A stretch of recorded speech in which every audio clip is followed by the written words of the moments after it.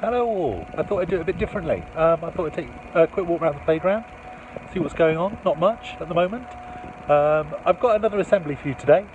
Well, it's not actually. I'm reading a story for you today, and continuing on the theme from my assembly, which was all about Swifts. I've got a book, which is about Swifts. I'll read that to you. It's a fantastic book. It's quite, in a way, it's quite upsetting. But it's a very positive story by the end of it, so I hope you enjoy it. The illustrations are fantastic.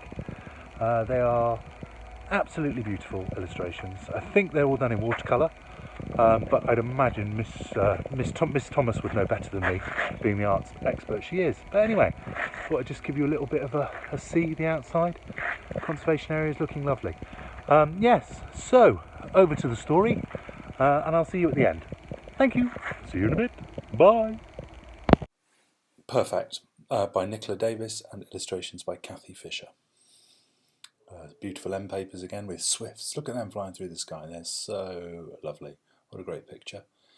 And then we get a close-up of a swift with those scissor-shaped wings. They are amazing birds. I love the little bedroom on the top floor of our pointy house. In summer, swifts nested in the roof above it, and I watched their fledglings' first flights from its window. They were perfect from the very start, soaring high to slice the sky with crescent wings. All winter I waited for them to return, and I waited for the baby who would sleep in the tiny rooftop room.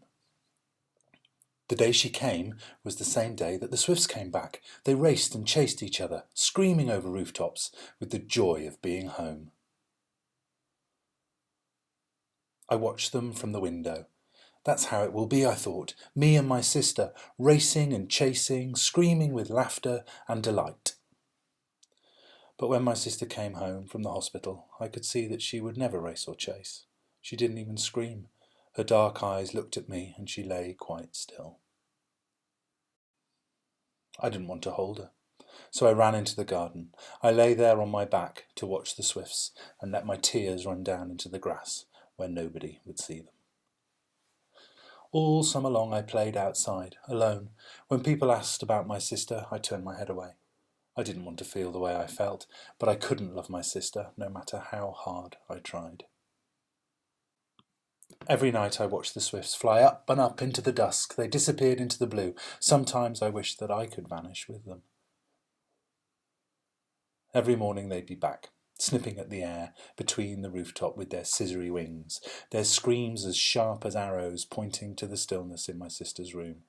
From outside in the garden I'd watch them, visiting their nests in the roof above her quiet window.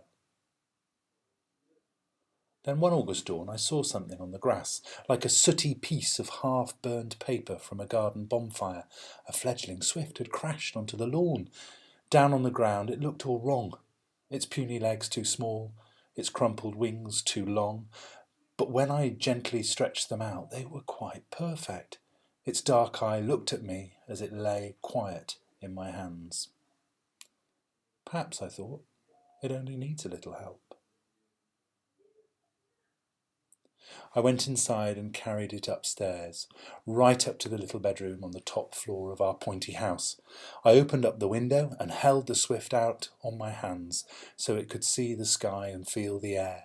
Its small feet gripped my finger for a moment and its body trembled. Then its wings flickered, fast as thinking, and it was gone, scissor slicing through the morning air until it was a black dot high above the rooftops.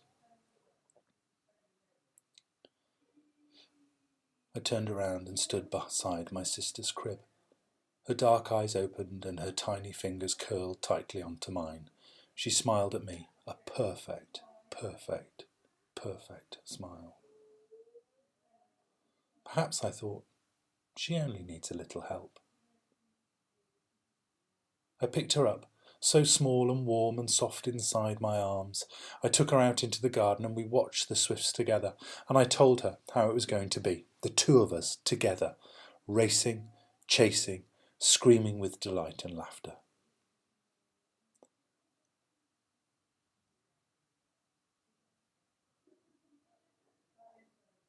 And that's the end. It's a beautiful story. It's a story about being different, and it's a story about disability, and that's what his sister has. So his sister comes back from hospital, and she's not what he expected. He expected her to be well, able-bodied and ready to go, but she was different, and because she had a disability of some description. And then he realised that disability is something that you might see, and it might make you think that somebody isn't perfect, so to speak, but then nobody's perfect. And that's what he realises when he finds that swift. The swift that when on the ground seems so helpless, but all it needs is some help. And he gives it that help, and that bird flies off and lives its life. And that enables him to see that actually his sister just needs help, like we all do. Anyway, I hope you enjoyed it. It's a lovely story about swifts. And keep looking up. Yeah, great story. Well, I hope you enjoyed the story. I thought it was a good one. A little bit sad, but happy by the end. Still in the lovely conservation area. Kerry in the office thought that my backgrounds in my videos were a bit boring, so I've come outside to make it more exciting. So, I'll keep in touch. I'll make sure that I've got some more films for you next week. Take lots of care. See you soon. Bye.